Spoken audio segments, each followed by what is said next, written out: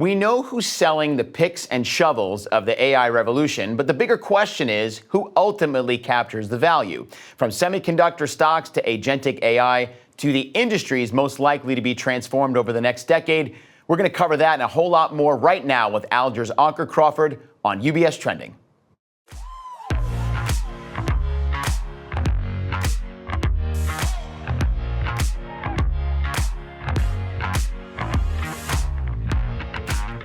Hi, everyone, and welcome to UBS Trending. I'm Anthony Pastore. So nice for you to join us today, and happy to be in the studio with my guest, Ankur Crawford, again from Alger. Ankur, nice to have you back. It's been a little bit since we've had you in. Yeah, it's always fun to be here. Yeah, good to have you. So, we've got a lot.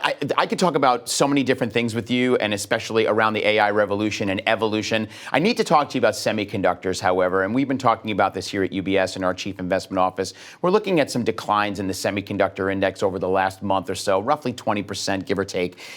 And there's been a lot of questions coming up about, is this an overcrowded trade? Is there something fundamental that's happening that maybe investors should be aware of? And obviously, a lot of it is because of or surrounding the AI story. What are you thinking about when you're looking as an investor yourself at semiconductors and this bit of a decline we've seen?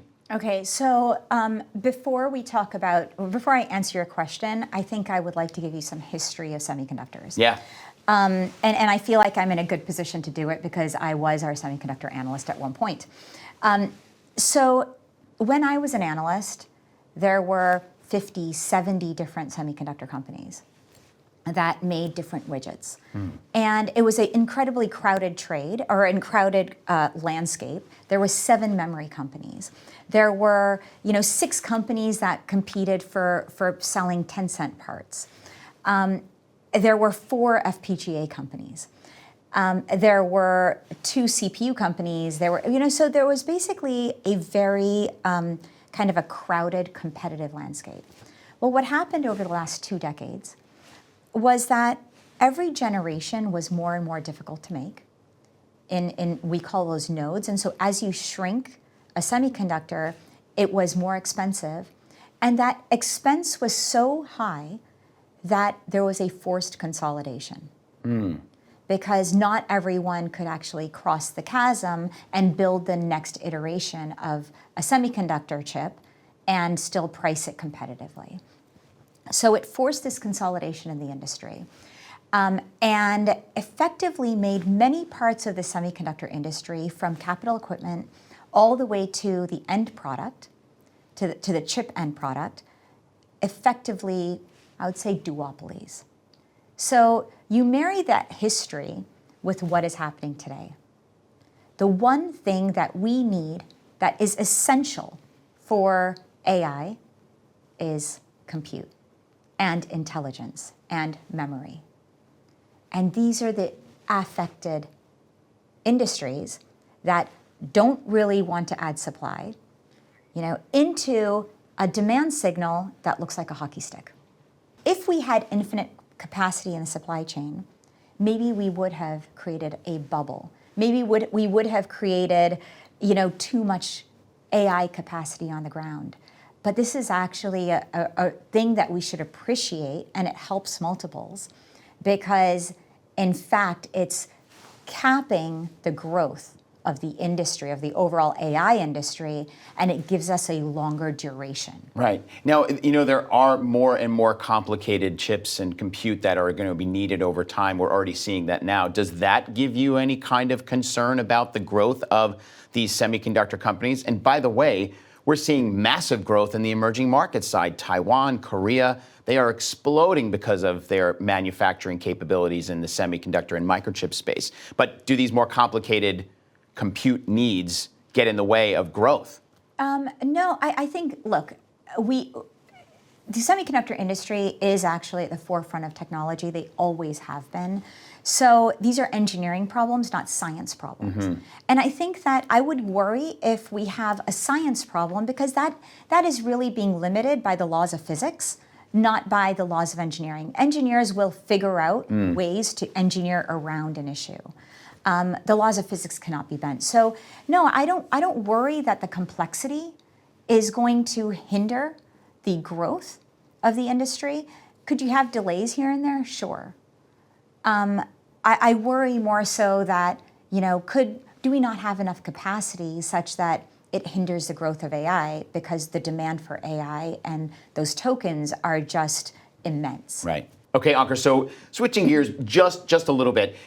When you look at the hyperscalers, their CapEx is expected to exceed $500 billion this year alone.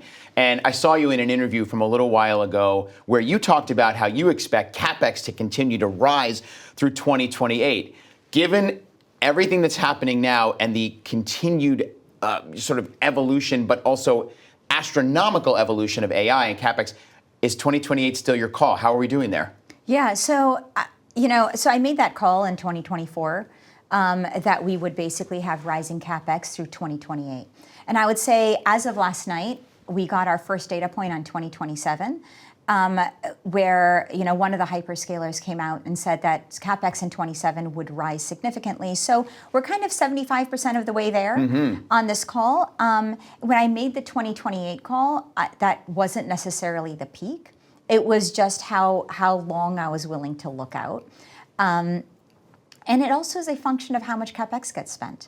So if we put in $3 trillion of CapEx into the ground in 2028, then my view on 29 and 30 would be amended. But really, I do think we have a long runway for CapEx ahead of us, and in part because we are at the very early innings of how AI is going to impact us and how it is going to be used.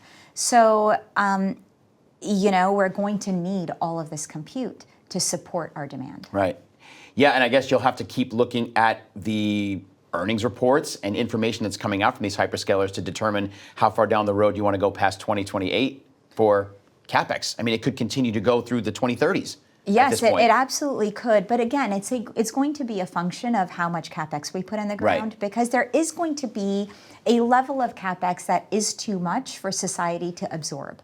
I.e., if we had put in $5 trillion of CapEx into the ground last year, we're just not ready to absorb that today. Even if we had no supply chain constraints, we had no electricity constraints, we simply could not absorb it. Yeah. I mean, and there's like change functions for society. Like it takes some time to truly change. Yeah. So I think it does just depend on how CapEx gets put into the ground and when.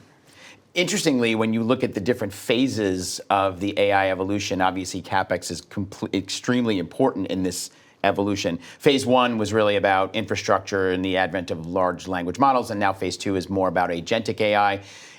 What is the phase three? I mean, who knows how many phases there will be ahead of us, but do you predict what phase three is, or are you maybe even seeing phase three starting to take shape? So what I would argue is that we may be going through these phases in terms of the impact, but it doesn't mean that phase one is still not benefited, right? So phase one, yes, is like the early infrastructure that is getting benefited from what is happening. Phase two it could be the agentic, but I would argue that agency that we will have using agentic AI has a very long runway, right? So agents are going to impact our lives and impact what we do forever. And so instead of thinking about it as phases, because phases makes it look like there's a peak and then there's a drop off. Right. What I would say, it's like steps that build upon one another versus something that peaks and comes back down. But look, agents are a very big deal. It's changed the way that we actually compute. This idea of the CPU orchestrating agents versus the GPU has been something that's driven a lot of different stocks. The next phase, I believe, is the actual implementation of artificial intelligence. After that, it will be about robotics and autonomous and physical AI. That is truly the next phase that I think comes, and I'm not going to use phase, the next step, that comes probably at the end of this decade. And it is going to be game changing. Wow. So imagine, I have an 18-year-old, she doesn't want to drive. And I'm kind of thinking, well, maybe she doesn't even ever have to learn how to drive. Because in 4 to 5 years, I do think we'll have kind of a ubiquitous, maybe not 4 or 5 years, by mid 2035 or mid 2030s, we'll probably have some sort of a more ubiquitous robotaxi network where, we'll question whether or not we need cars. Right. I mean, they're testing them more and more in major cities, LA, San Francisco, right. Texas, various cities there, and, to, I think, mostly success. That's right. People are getting used to seeing driverless cars just coming down the street, waiting to pick them up. And I was just in Austin in one of them by a company called AV Ride, and it is mind-blowing. Wow. It is truly mind-blowing. And beyond that, you have robotics. And so having a robot in your home that kind of looks and feels like you to some extent, it can do everything that you do in the confines of your home, in your office, I think that will become the norm. So that is how I see the steps of AI building upon each other. Wow.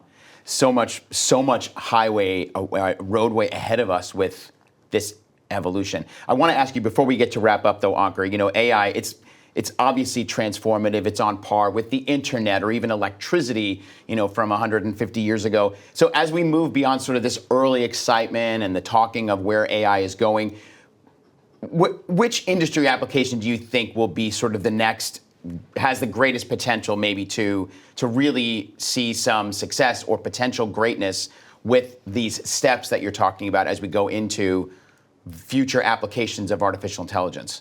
Okay, so I actually think that every industry is going to be transformed. So choosing the one that's going to be impactful is really a function of which one has the most impact on GDP, and I think it's healthcare. That will really be a massive beneficiary. Big opportunities there. Big opportunities to bend the cost of healthcare. And even if you take it down to robotics, and what if we had robots actually having a one-on-one you had a one-on-one robot for every senior in our, every senior person who is, you have a companion that takes care of them. But I think as we look out to kind of like 2030 into mid of next decade, what I am most excited about is how robotics is going to transform our economy. If you think about robots, one of the early reasons that we outsourced not only call centers, but all of our manufacturing, but I mean, in the 60s through the 80s, 25% of our workforce had to do something with manufacturing, right? Because we had such a strong manufacturing base. And that came along with, a huge emphasis on engineering and all of these skill sets, whether it was like building and electricians and plumbers. I think there's all of these skill sets that over time have become whittled away in our society because we no longer have that manufacturing footprint, because we've outsourced so much of it to other countries. And the reason we did that, the sole reason, was labor costs. Right, of course. Right? We have cheap electricity. We have the consumer right here. We don't have to pay taxes and tariffs and transportation costs if it was made right here. However, the cost of labor was so, the arbitrage was so big that there was no choice. Well, I argue that as we introduce robotics and the cost of robots becomes, quite cheap, we will be able to be equivalently as competitive as where we outsource to, which will allow us to bring manufacturing back to the US, and it truly begins our industrial renaissance. So I am really excited about the long term for the US economy. Wow. I think that's a perfect way to end our conversation, because I think that takes us into the future, and who knows where we're going. But it sounds like there's a lot of optimism from where you're sitting. So thanks, Ankur. Great to have you back in the studio. Good to be here. Good to see you. Ankur Crawford from Alger. Great conversation, and thank you all for sticking around, and we hope that you look for more of this content on our website, ubs.com/views. Tons of insights from our great partners like Alger, as well as our own Chief Investment Office here at UBS. Plus, you can follow UBS on social media. We're on LinkedIn, Facebook, and we also have a dedicated Instagram channel for the studio. follow us at UBS Trending. Lots of content there. And as always, if you have any questions about what Ankur and I spoke about today, please continue this conversation with your financial advisor. Until next time, I'm Anthony Pastore. We wish you a great rest of your day. And remember to keep your eyes on what's trending. We'll see you soon, everybody. Thanks.